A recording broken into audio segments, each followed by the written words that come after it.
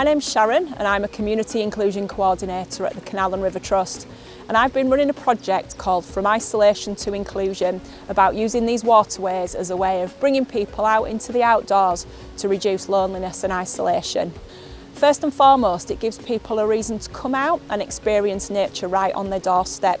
And in doing so, the projects that we've put on have given people a real social sense, a chance to talk to one another, find like-minded people and make connections into other groups out in the community.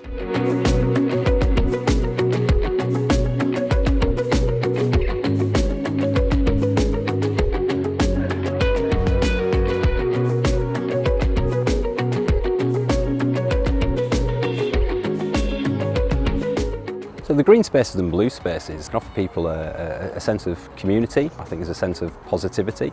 I think there's a sense of culmination and coming together, empowerment, and just overall happiness. The Isolation to Inclusion project really resonated with me because I already work with guys and take them into nature a lot, and I've seen how it can really improve their well-being.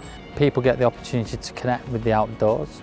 We think it's really good for their well-being, their mental health. By taking people out through doing what I do through foraging, that foraging just shoehorns so beautifully into health and well-being. We went to a woodwork workshop where they repair the lock gates.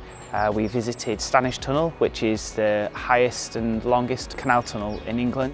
It's also helped people to come out into an environment where it can offer a distraction, so they're surrounded by nature and what that can offer. So we've had examples of people coming out who are facing gambling addictions, overcoming drug addictions, and it's a place where people can come out, they can forget those issues just for a short time, work with other people and really give them that sense of having done something quite fulfilling that day. I just think that it's been a really positive experience. I think they've really enjoyed just getting to learn new skills, just being together as a group, just having conversations with each other and learning something new as a group. They're together as a group and feels like there's like little communities forming, friendships, and everybody just seems to be buzzing. We've worked very closely with a whole range of community groups and community providers who've been instrumental in recruiting people to come along to our projects that we've delivered.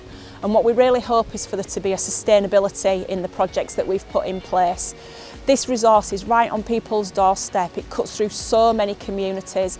So we hope that those community groups take on the learning from the From Isolation to Inclusion project and look at the ways in which they can improve their services or change the core offer that they make to those participants, and that the waterways will become a really important part of any future delivery that those community groups hope to do.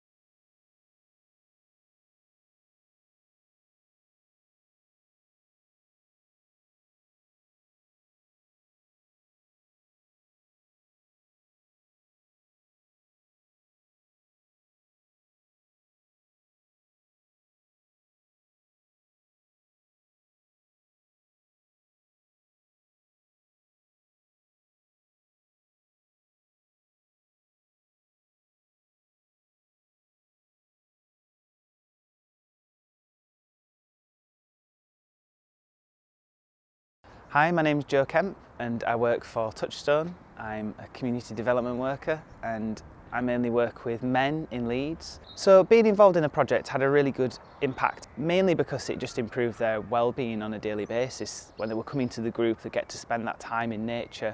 I think people spending time in nature, particularly men spending time in nature, it is a really important thing. I think it can have a dramatic effect on their well-being. It helps them to understand how they fit into everything that's around them and how they can improve the environment around them. I'm Chris Calverley from Go Wild Outdoors. Yeah, so my name's Craig Worrell. I work for myself, I'm freelance, self-employed. I'm a wild food forager, wild food tutor and a wild food chef.